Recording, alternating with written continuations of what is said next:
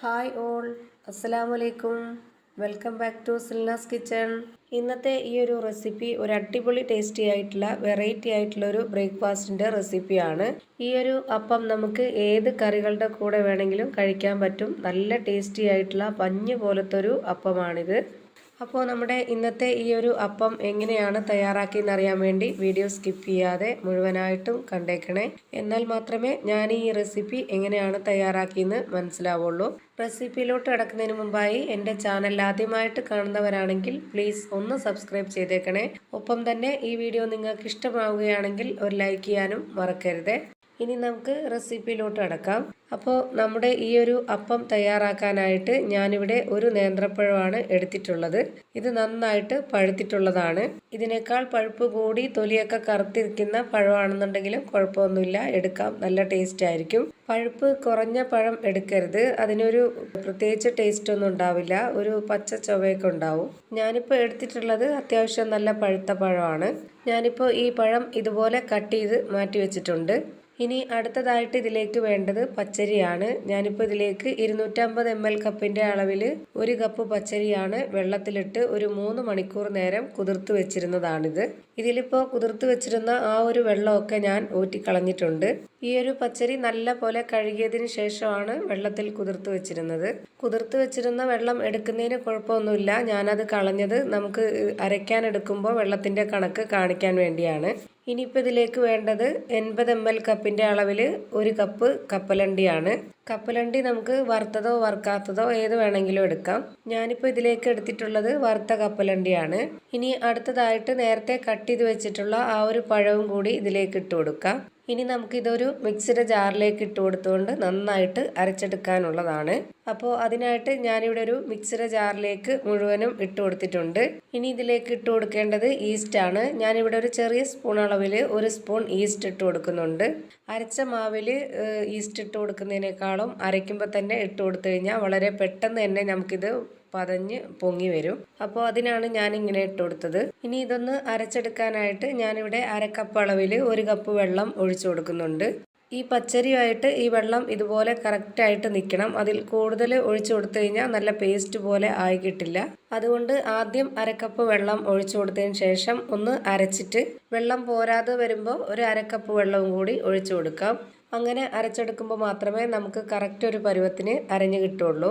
ഇപ്പോൾ ഞാനിത് നന്നായിട്ട് പേസ്റ്റ് പോലെ അരച്ചെടുത്തിട്ടുണ്ട്. ഇതിലേക്ക് ഒഴിച്ചു കൊടുക്കുമ്പോൾ തന്നെ നിങ്ങൾക്ക് കാണുമ്പോൾ തന്നെ മനസ്സിലാവുന്നുണ്ടാവും ഇതിൻ്റെ ആ ഒരു കറക്റ്റ് പരുവം. ഇനി നമ്മൾ മിക്സിയുടെ ജാറിലേക്ക് വെള്ളം ഒഴിച്ചുകൊണ്ട് ഇളക്കി കൊടുക്കുകയൊന്നും ചെയ്യരുത്. അല്ലാതെ തന്നെ നമുക്ക് മിക്സിയുടെ ജാറിലുള്ള മുഴുവൻ മാവും തുടച്ചിട്ട് എടുത്താൽ മതി. അങ്ങനെ ചെയ്താൽ ഈ ഒരു മാവിൻ്റെ കറക്റ്റ് പരുവം തെറ്റിപ്പോവും. അതുകൊണ്ടാണ് ഞാനിപ്പോൾ ഈ ഒരു മാവിൻ്റെ കറക്റ്റ് ഒരു പരുവം എന്ന് പറയുന്നത് സ്പൂൺ കൊണ്ട് കോരി കാണിച്ചു തരാം. ഇതുപോലെ നല്ല പേസ്റ്റ് പോലെ ആയിരിക്കണം, ഒട്ടും തന്നെ ഇതിൽ തരികളില്ല. ഇതേ രീതിയിൽ വേണം നമ്മൾ ഈ മാവ് തയ്യാറാക്കാനായിട്ട്, എങ്കിലേ നമ്മുടെ അപ്പവും നമ്മൾ ഉദ്ദേശിച്ച രീതിയിൽ പെർഫെക്റ്റ് ആയിട്ട് കിട്ടുള്ളൂ. ഇനി ഈ മാവ് നല്ലപോലെ ഒന്ന് പൊങ്ങി വരണം. അതിനായിട്ട് ഇതൊന്ന് അടച്ചു വെക്കുന്നുണ്ട്. ഈ മാവ് നമ്മൾ തലേ ദിവസം രാത്രി അരച്ചു വെച്ചതിന് ശേഷം പിറ്റേ ദിവസം ചുടാനാണെന്നുണ്ടെങ്കിൽ ഇതുപോലെ ഈസ്റ്റ് ഇട്ട് കൊടുക്കേണ്ട ആവശ്യമില്ല. പിറ്റേ ദിവസം രാവിലെ കുറച്ച് സോഡാപ്പൊടി ഇട്ട് ഉപ്പിട്ട് കലക്കിയതിന് ശേഷം നമുക്ക് ചുട്ടെടുക്കാവുന്നതാണ്. അപ്പോഴും നല്ല സോഫ്റ്റ് ആയിട്ട് പഞ്ഞ് പോലെ ഇരിക്കും നമ്മുടെ ഈ ഒരു അപ്പം. ഞാനിപ്പോൾ ഇത് തയ്യാറാക്കിയ ഉടനെ തന്നെ ചെയ്തെടുക്കാൻ വേണ്ടിയാണ് ഇതുപോലെ ഈസ്റ്റ് ഇട്ട് അരച്ചെടുത്തത്. ഞാനിപ്പോൾ ഇതൊരു 30 മിനിറ്റ് സമയം റെസ്റ്റ് ചെയ്യാനായിട്ട് വെച്ചിരുന്നു. അപ്പോഴേക്ക് നമ്മുടെ മാവ് നല്ല പോലെ പതഞ്ഞ് പൊങ്ങി വന്നിട്ടുണ്ട്. ഇനി നമുക്കിത് നന്നായിട്ടൊന്ന് ഇളക്കി കൊടുക്കാം.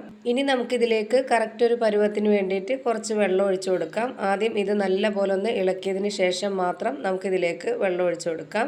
അപ്പത്തിനായാലും ദോശയ്ക്കായാലും ഇഡ്ഡലിക്കായാലും നമ്മളെപ്പോഴും ഇതുപോലെ അരച്ചെടുത്തതിന് ശേഷം മാവ് പൊങ്ങി വന്നതിന് ശേഷം മാത്രമേ വെള്ളം ഒഴിച്ചു കൊടുക്കാവുള്ളൂ. ആദ്യമേ കുട്ടി വെള്ളം ഒഴിച്ച് കറക്റ്റാക്കി വെച്ചിരുന്നാൽ നമുക്ക് കറക്റ്റ് പരുവത്തിന് ഇത് പൊങ്ങി കിട്ടില്ല. ഇനിയിപ്പോൾ ഞാനിതിലേക്ക് ഒഴിച്ചു കൊടുക്കുന്നത് 1/2 കപ്പ് വെള്ളമാണ്. ആ 1 കപ്പ് വെള്ളം മുഴുവനായിട്ടും ഒഴിച്ചു കൊടുത്തിട്ടുണ്ട്. ഇനി ഇത് നല്ല പോലെ ഒന്ന് ഇളക്കി യോജിപ്പിക്കാം. ഇത്രയും വെള്ളം മതി ഇതിലേക്ക്. ഇപ്പോൾ ഒരു കറക്റ്റ് പരുവത്തിന് കിട്ടിയിട്ടുണ്ട്. ഇനി ഇതിലേക്ക് ആവശ്യത്തിനുള്ള ഉപ്പിട്ട് കൊടുത്തിട്ട് ഒന്നുകൂടി നന്നായിട്ട് ഇളക്കി യോജിപ്പിക്കുന്നുണ്ട്. ഈ മാവിൻ്റെ കറക്റ്റ് പരുവം എന്ന് പറയുന്നത് നമ്മൾ സാധാരണ ഉഴുന്നൊക്കെ ഇട്ട് ചോറും ചേർത്ത് വെള്ളപ്പം തയ്യാറാക്കി എടുക്കുന്ന ആ ഒരു അപ്പത്തിൻ്റെ ആ പരുവം തന്നെയാണ് ഈ മാവും റെഡിയാക്കി എടുക്കേണ്ടത്.